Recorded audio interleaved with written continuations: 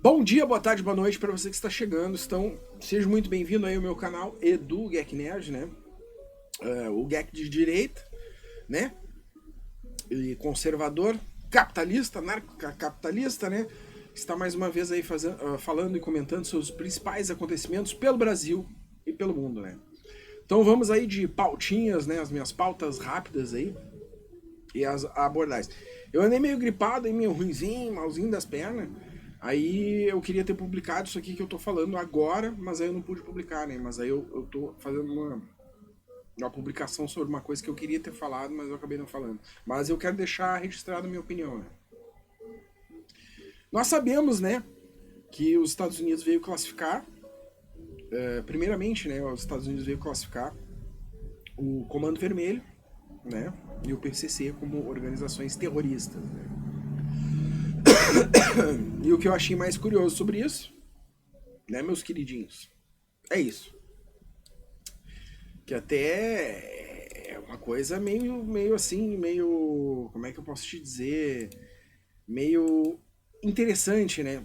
Porque China defende não interferência após Estados Unidos classificar, né? Que é eu, né? Estados Unidos classificar PCC e Comando Vermelho como terroristas. Né? Eu achei o Mao Xin, porta-voz do Ministério das Relações Exteriores, afirmou que o país defende consistentemente que assuntos internos de outros países não sejam interferidos, né? Lógico, né? Você não ia gostar também, né?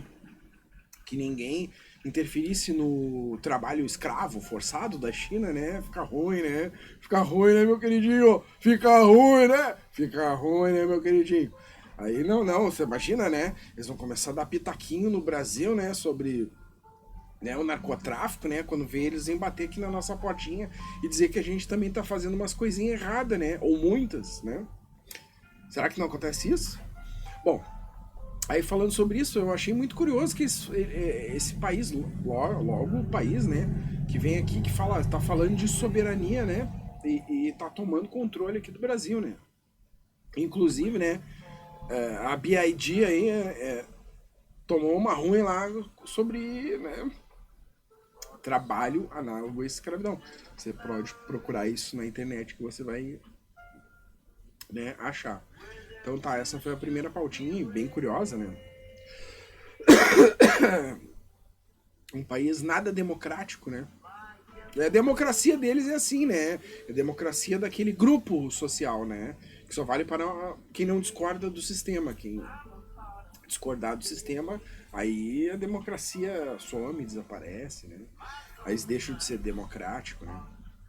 Isso aí a gente viu em todos os ismos que existiram na face da Terra. Eles, de certa forma, até eram capitalistas, entendeu? Até muitos eram contra o capitalismo, mas aí para sua indústria funcionar eles são capitalistas, mas aí usam trabalho escravo, né? Ou de certas formas irregularidades, né? Então, ou tudo tem que ficar centrado no único assim comandante que seria o Estado e seus líderes, né? E ninguém pode discordar. Se tu discordar, tanto o fascismo como o comunismo, como o nazismo, né? Inclusive o socialismo todo, ou o ismo, né? Islamismo, né? Quando tu não concorda lá, curiosamente aí tu vira dissidente. E todos nós sabemos o que acontece com os dissidentes de todos esses grupos políticos, né? Isso aí tem uma bela história e trajetória, né? E um bonito rastro de sangue, né? Irrefutável, né? De milhões, né? Então tá, pessoal.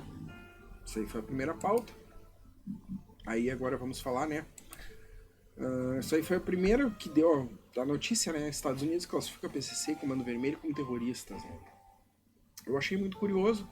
Eu tava vendo TV na hora, mas eu até fiz publicação, mas eu queria falar sobre o tema, né?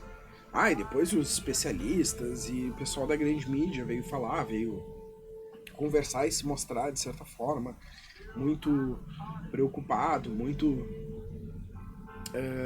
assim, os Estados Unidos vai dar problema com os bancos, vai dar problema aqui, vai dar problema... Desculpa aí.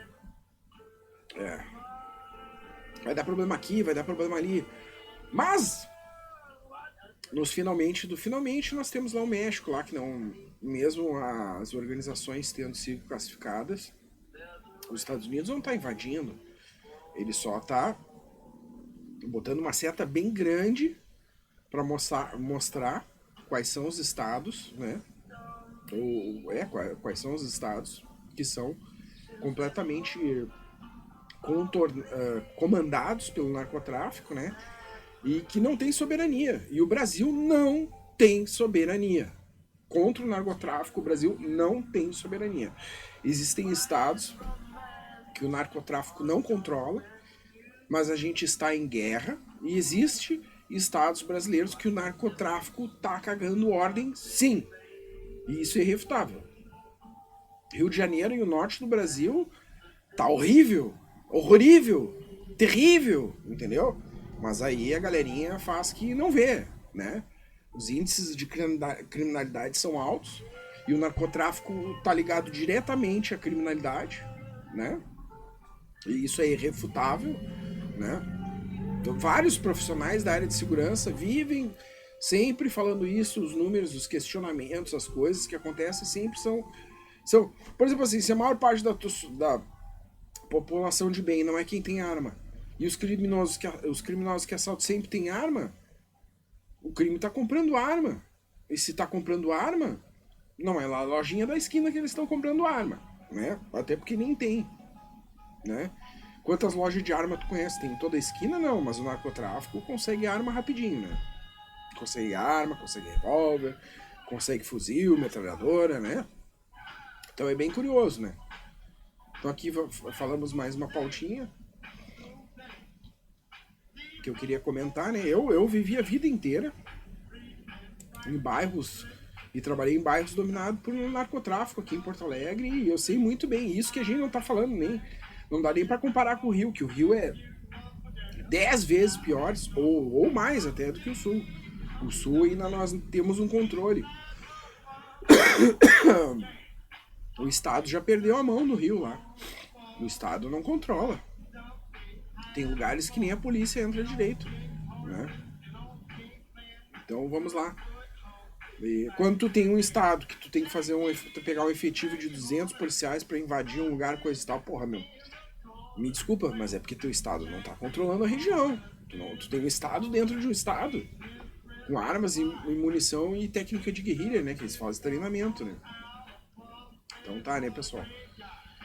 Aí os Estados Unidos, né, fez a classificação, saiu lá no veículo de comunicação lá principal deles, Terrorist Designation of Comando Vermelho, em primeiro comando da capital, né. Press Marco Rubio, secretário, né, dos Estados Unidos, né. Então, tá registrado agora para todo sempre, né. E que vergonha para o Brasil a gente ter que ver uma coisa dessas, né. É vergonhoso, isso tá, tipo assim, ó, tá esfregando, tá botando uma seta no Brasil, que o Brasil não é soberano porque o narcotráfico tá dominando o Brasil, entendeu? Ah, mas não sei o quê. E aquelas estatísticas de quantas, são milhões de famílias que vivem à mercê dessa porcaria do narcotráfico. Então, existe uma coisa de realidade e o que querem passar. E é indefensável que qualquer veículo de comunicação, qualquer jornalista, ou qualquer pessoa, ou especialista, tenha cara de pau de defender, em hipótese alguma, uma coisa tal. Não existe hipótese alguma na face da terra que faça algo que possa defender o narcotráfico. Não existe. E se alguém tá fazendo isso, cara, fica com o pé atrás. Fica com o pé atrás, tá? Fica com o pé atrás. Porque eu vou achar muito estranho. Eu vivi a minha vida em torno dessa região. Então eu vou aceitar a questão de um especialista que vai num programa de TV falando que não, que nada a ver, não pode agir assim com eles enquanto estão queimando um ônibus na minha região. Ou se a minha família, eu vou sair de manhã para trabalhar e tem uma cabeça na frente da porta da porra da minha casa. É isso? Tô falando alguma mentira? Quando eu morava lá na Faixa Preta, quando eu fui sair de manhã, tinha uma cabeça lá na frente, todo mundo viu. Imagina, tu saindo de manhã, aquele povaréu olhando porque jogaram uma cabeça lá por causa que era função do narcotráfico. Ou quando tu vai sair ou ir pra algum lugar, aí tu vê que tá tudo trancado porque incendiaram um ônibus. Ah, porque foi o narcotráfico, né? Isso aí não é terrorismo? Terrorismo faz isso. Controla a região e não é ligado à política.